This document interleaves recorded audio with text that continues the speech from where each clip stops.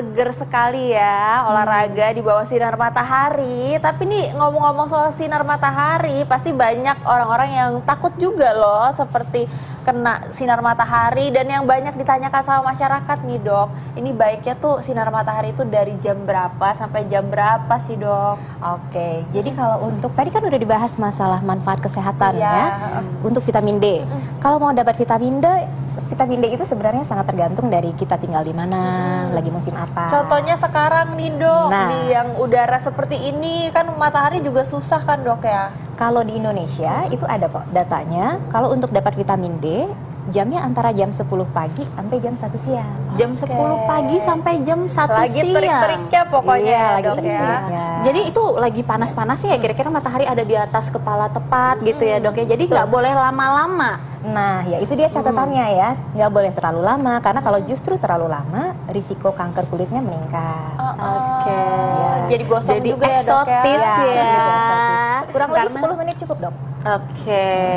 Nah, fakta mitos yang pertama nih Dokter Sheila, manfaat sinar matahari dapat meningkatkan kesehatan. Ini fakta atau mitos kesehatan pernapasan? Kesehatan pernafasan itu fakta.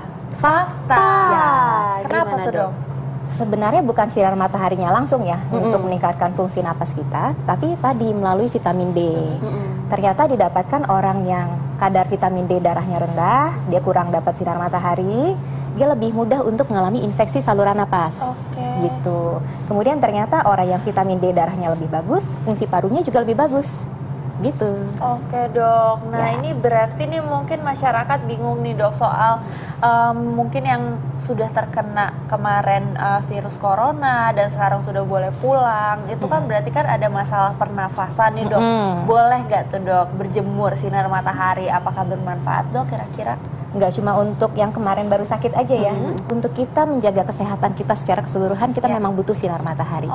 Jadi nah, terutama bagi yang habis sakit, jadi ayolah berjemur. Ayolah berjemur, jangan ayolah berjemur ya. Nah, fakta mitos berikutnya. Ini ada sinar matahari pagi katanya dapat meningkatkan sistem kekebalan tubuh. Ini fakta atau mitos? Itu fakta. Fakta. Wow. Ya. Bagaimana dok? Ya, jadi balik lagi tadi ke vitamin D. Apa sih hubungannya sinar matahari dengan vitamin D? Vitamin D itu kita produksi sendiri di tubuh kita. Itu dari kalau kulit kita kena paparan sinar matahari ya ultraviolet B atau UVB. Nanti kita membentuk vitamin D. Nah, vitamin D ini yang perannya sangat baik pada sistem kekebalan tubuh. Gitu. Jadi ya akan meningkatkan sistem kekebalan tubuh. Tapi jangan salah juga, kalau berlebihan dapat sinar matahari juga itu bikin gangguan di sistem imun, gangguan sistem kekebalan tubuh, nanti malah muncul penyakit kanker, yaitulah yang kanker kulit.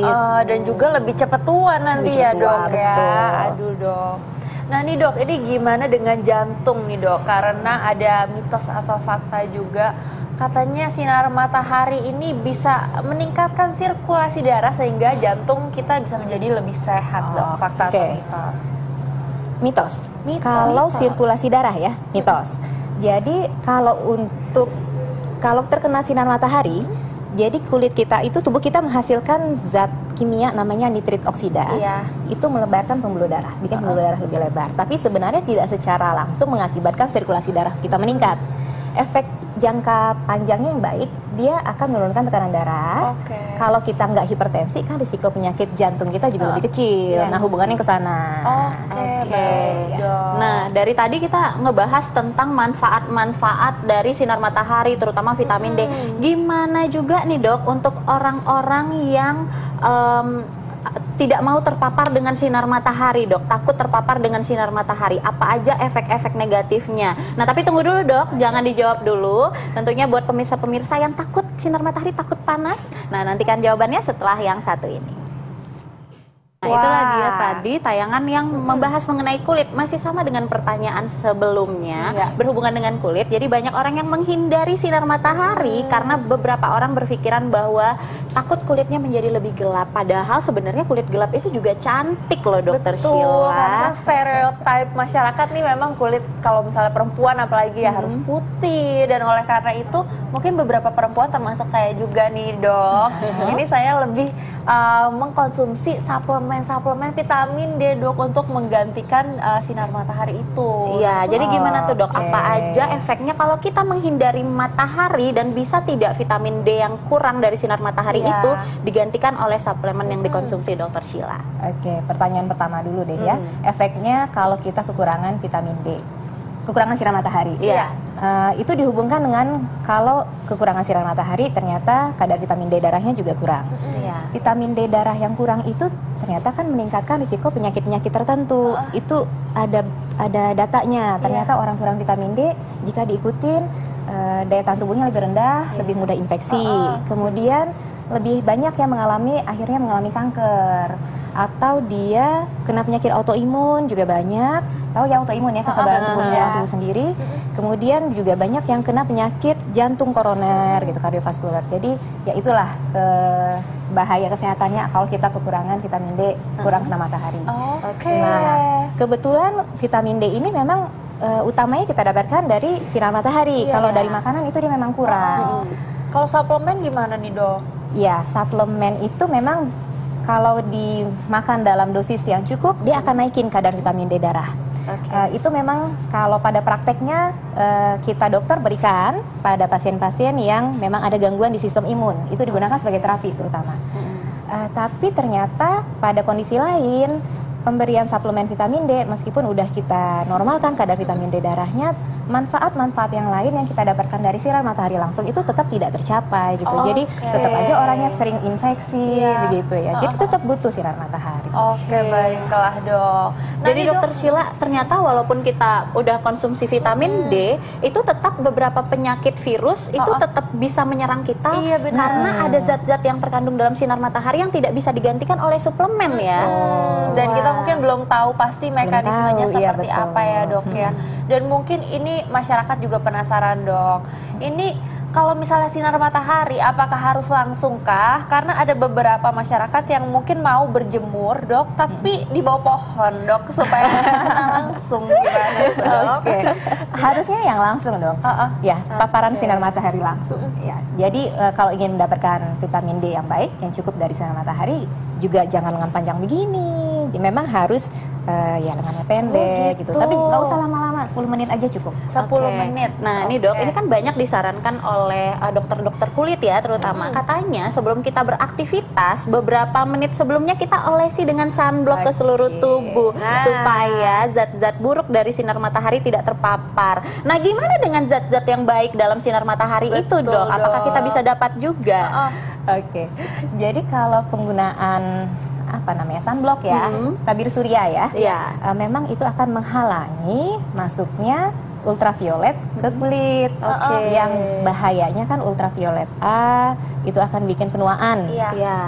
Kulitnya nanti berkerut. Tapi juga dia akan menghambat juga yang ultraviolet D yang kita butuhkan untuk vitamin D. Jadi kalau memang kita niatnya ingin berjemur, ya nggak usah pakai sunblock. Tapi nanti kalau memang kita bukan niat berjemur, tapi kita banyak aktivitas outdoor untuk mencegah penuaan, ya pakailah sunblock. Jadi nggak usah pakai sunblock, kita berjemur sebentar saja sekitar 10 menit ya dok ya maksimal, lalu kita udah keluar lagi. Yang penting kita sudah dapat segala manfaatnya. Nah, ini ada juga nih dok, pertanyaan dari masyarakat, fakta mitos yang beredar.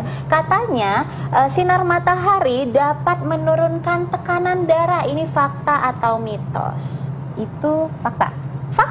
Ya, kenapa tuh dok? Jadi kalau ada sinar matahari, tubuh kita menghasilkan zat nitrit oksida, yaitu zat kimia yang melebarkan pembuluh darah. Itu kalau lebar pembuluh darahnya, tekanan darah kita akan turun kan.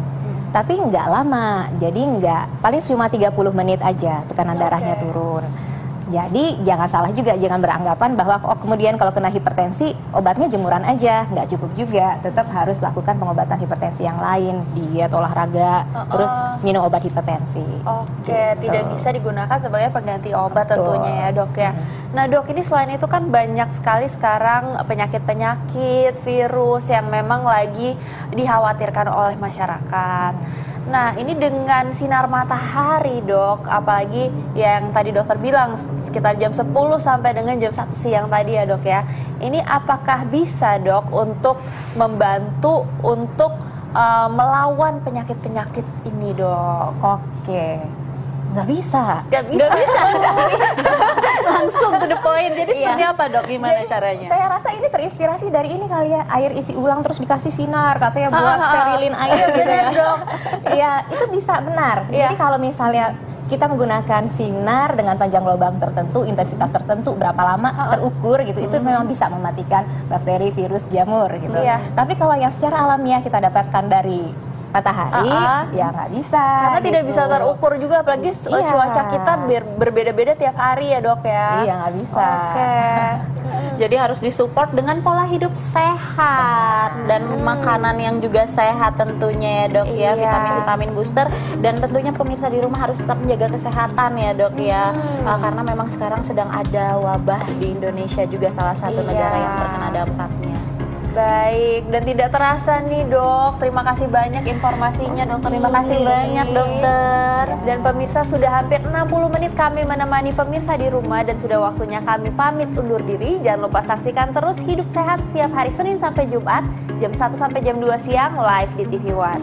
Jika Anda tertinggal dengan tayangan kali ini, Anda tetap dapat menyaksikannya di www.tv1connect.com atau viva.co.id. Saya Dr. Tengku Anissa. Saya Dr. Syal Salsabila. Indonesia Hidup Sehat.